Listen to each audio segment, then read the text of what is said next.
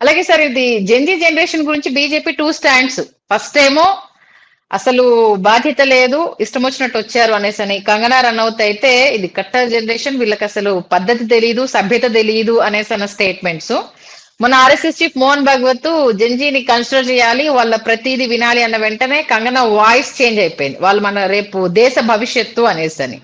ఏంటి BJP 2 stands గురించి Gen Z generation విషయంలో ఏం చెప్తారు?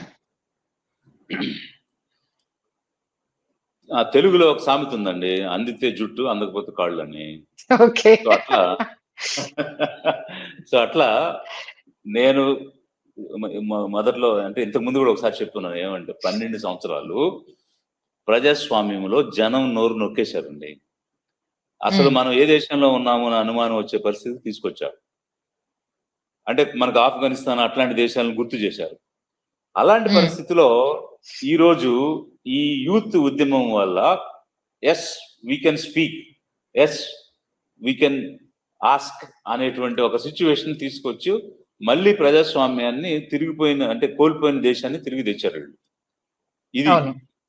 అయితే ప్రతిసారి వాళ్ళు వాడిన ప్యాటర్న్ ఏంటి? భయపెట్టి బెదిరించి లేబుల్స్ వేసి మాట్లాడనీయకుండా నోరు నొక్కేశారు. అది నేను తుకుడే గ్యాంగ్ అన్నారు, లేకపోతే డిజరప్టివ్ ఎలిమెంట్స్ అన్నారు, యాంటీ నేషనల్స్ అన్నారు, ఇట్లాంటి కొన్ని పదాలన్నీ వాడేశారు. ఇక్కడ కూడా వాడాలని ట్రై చేశారు. అయితే వీళ్ళు భాష, ప్రాంతం, మతం, కులం దేంతోనూ సంబంధం లేకుండా ఒక యూనివర్సలిజం లో ఈ ఉద్యమాన్ని నిర్వహించారు. అందువల్ల ఎలాంటి లేబుల్ వేయలేకపోయారు, వాళ్ళకి కాస్ట్ లేబుల్ వేయలేకపోయారు, రిలీజన్ లేబుల్ వేయలేకపోయారు, లాంగ్వేజ్ లేబుల్ వేయలేకపోయారు, రీజన్ లేబుల్ వేయలేకపోయారు. అన్ని ఏ పాచిగా పారలేదు. మొదట అన్నారు, ఫస్ట్ స్టార్ట్ చేయగానే దే ఆర్ డిజరప్టివ్ ఎలిమెంట్స్ అని ఇదే ప్రధాన్ అనే మినిస్టర్ కామెంట్ చేశాడు. మొదట తుకుడే అని కామెంట్ చేశారు. బట్ తర్వాత మార్చుకున్నారు. ఇక్కడ గోధి మీడియా ఉంది కదా, అది పూర్తిగా నిషేధించబడింది. ఏ విధంగా అంటే అప్పటి వరకు అంటే 21 రోజులు ఫాస్టింగ్ చేసి 26 రోజులు ఉద్యమం చేస్తే ఎప్పుడు రానటువంటి ఈ main stream media, prime time channels, prime time debates పెట్టేవాళ్ళు ఎవరు రాలా.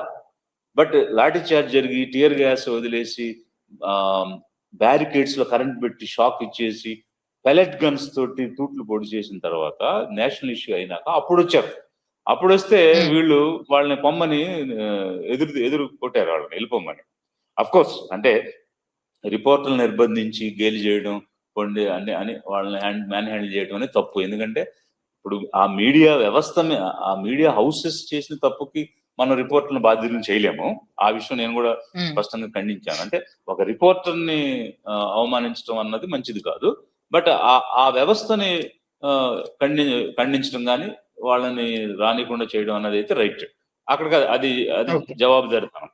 సో ఈ పాయింట్ లో నేను చెప్పాలనుకున్నది ఏంటంటే, ఒకవైపు గోడి మీడియాని వీళ్ళు నిషేధించారు, ప్రభుత్వం కూడా ఆ మీడియాని నిషేధించింది. ఏ విధంగా? ప్రధానమంత్రి ప్రైమ్ టైం డిబేట్స్ లోకి వెళ్లకుండా, prime time main stream channels కి వెళ్లకుండా అతను కూడా వర్చువల్ రీల్ పెట్టి యూత్ తో మాట్లాడాడు.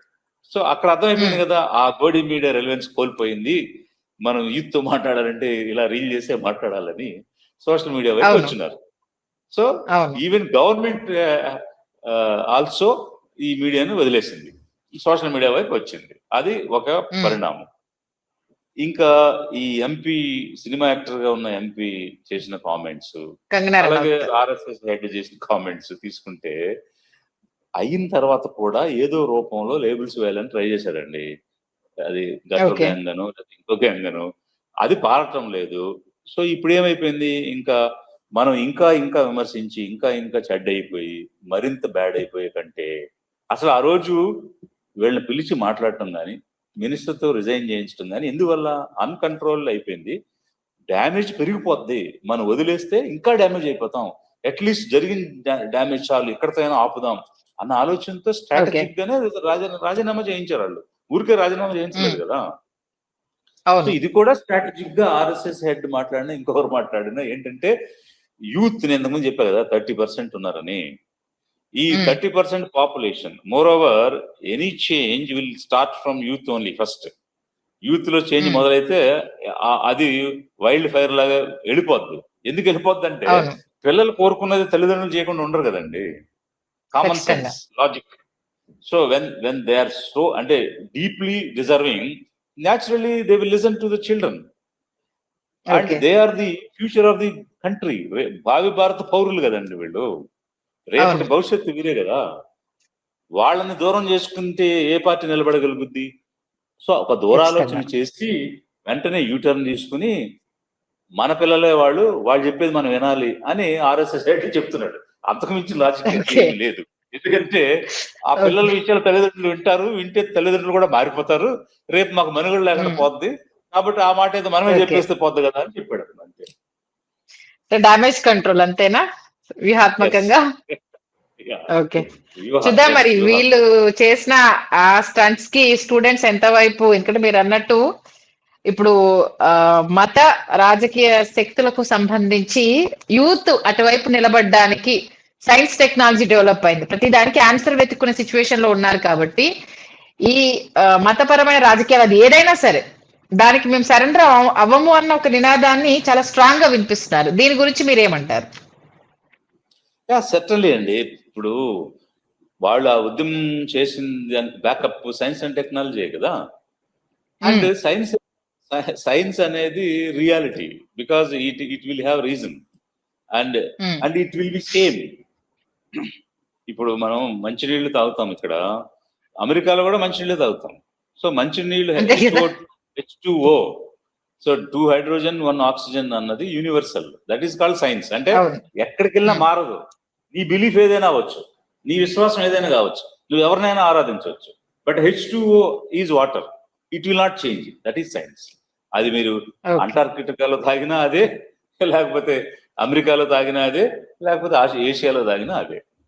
That is science. So science is real, science is reality. అదే ప్రూవ్ చేశారు వాళ్ళు.